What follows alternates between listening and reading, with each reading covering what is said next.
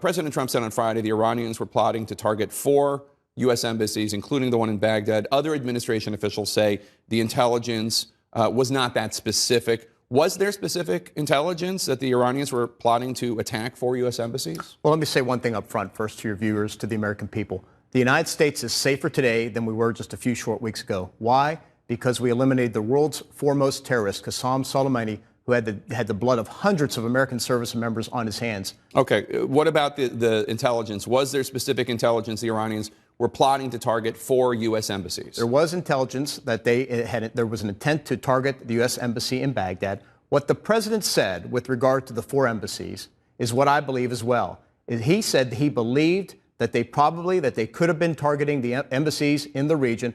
I believe that as well, as did other national security team members. That is why I deployed thousands of additional paratroopers to the region to reinforce our embassy in Baghdad and to reinforce other locations throughout the region. Well, Soleimani was a horrible guy, and he killed a lot of innocent people, and he killed a lot of U.S. soldiers. There's no question about any of that. But 20-plus years. But the question is not whether he posed a threat in an existential way, because he did. He'd been doing it for years. Mm-hmm. But was there specific intelligence that he was plotting to attack 4 U.S. embassies? Did you see any intelligence like that? I'm not going to discuss intelligence matters here on the show. Let me just say this. The president did, though. It's the president's prerogative. But what the president said was he believed. He said he could have been targeting all those things that I believe as well, that the national security team believes as well. The important thing is this. Soleimani orchestrated, resourced, directed the attacks escalating up to the December 1 that killed an American. He orchestrated the siege on the U.S. embassy in Baghdad, and he was planning this much broader plot in multiple countries that would be bigger in scale and that likely would have taken us to open hostility with Iran. In fact, a very, very senior intelligence community official said to us that the risk of inaction is greater than the risk of action. To me, that is very compelling. Well, the president has discussed publicly that he believed, and a belief is not the same thing as there was evidence. I mean, you could believe that Soleimani would have attacked the Eiffel Tower. That's not necessarily based in evidence. I mean, he could have been. There was evidence that part of the attack would be against the United States Embassy. In Baghdad? In Baghdad. But what about the 4 embassies? I'm not going to discuss intelligence. What the president said was he believed it probably could have been. He didn't cite intelligence. What the president said was he believed that it probably and could have been attacks against additional embassies. I shared that view. I know other members of the national security team shared that view. That's why I deployed thousands of American paratroopers to the Middle East to reinforce our embassy in Baghdad and other sites throughout the region. Probably and could have been. That sounds more like an assessment than a specific, tangible threat with a decisive piece of intelligence. Well, the president didn't say it was a tangible, he didn't cite a specific piece of evidence. What he said is he believed. Are you saying there wasn't one? I didn't see one with regard to 4 embassies. I mean, clearly the president didn't cite intelligence with regard to the supposed 4 U.S. embassies being attacked because there is no intelligence that 4 U.S. embassies were going to be attacked. Think about it. If there was proof, any proof, that could justify Trump's unilateral decision to assassinate the Iranian general Qasem Soleimani, the White House would have given it. We are days into a news cycle predicated on the fact that there was no legal basis to launch this strike.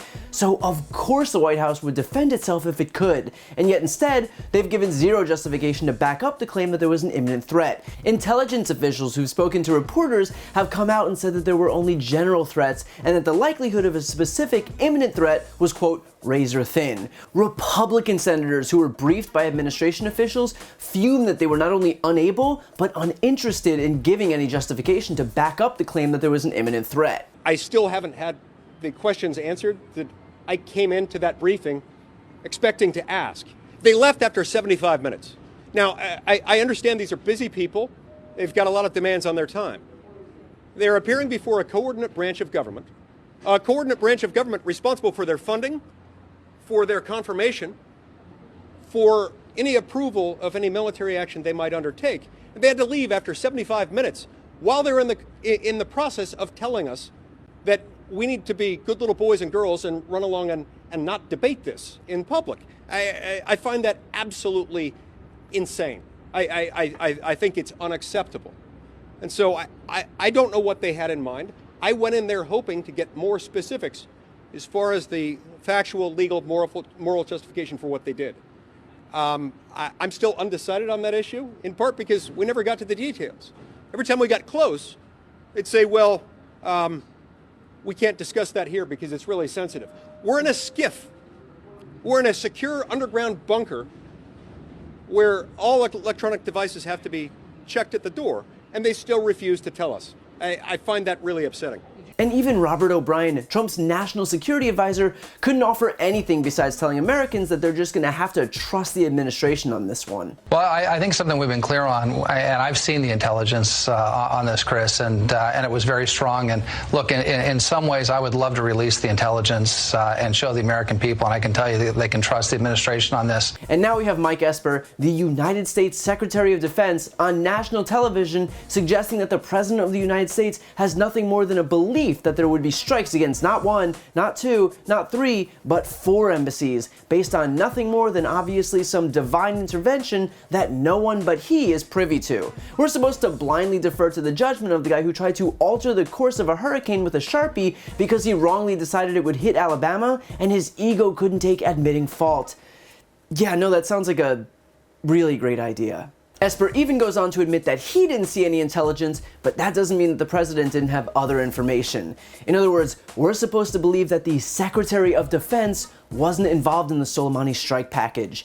The Secretary of Defense. Now, clearly, that is a lie. So what we're left with is that the president, as the result of some errant synapse firing in his brain, makes up a complete lie to impress Laura Ingraham on Fox News, and the top military official in the United States of America continues to lie on his behalf. He's not interested in following laws designed to keep our military safe. He's not interested in protecting the US Constitution and the War Powers Resolution, which mandate that unless an imminent attack is present, that Congress alone has the power to declare war. He's not interested in, general honesty. He's there as a mouthpiece for the president that would rather risk a war with Iran, including American lives and American dollars, because he thinks it'll play well in the lead up to the election. To claim that this administration is anything more than a cult of personality would be generous. And so while Esper is desperate to frame Trump's Iran strike as a matter of how bad Soleimani was, that's clearly not what the criticism is about. It's about our willingness as a country to accept the fact that the President of the United States launched an illegal military strike that could have, and still may, get us bogged down in yet another war in the Middle East, and then, as if that's not enough, lied about it. It's about how much lawlessness we're willing to take, how many outright lies, how many risked American lives. Because unless both Democrats and Republicans finally find enough of a collective spine to stop Trump from treating the entirety of our federal government as his own personal playset, then he will continue to push this country to the brink. Because so far from the right, all we've gotten are lies from those at the top and silence from everyone else.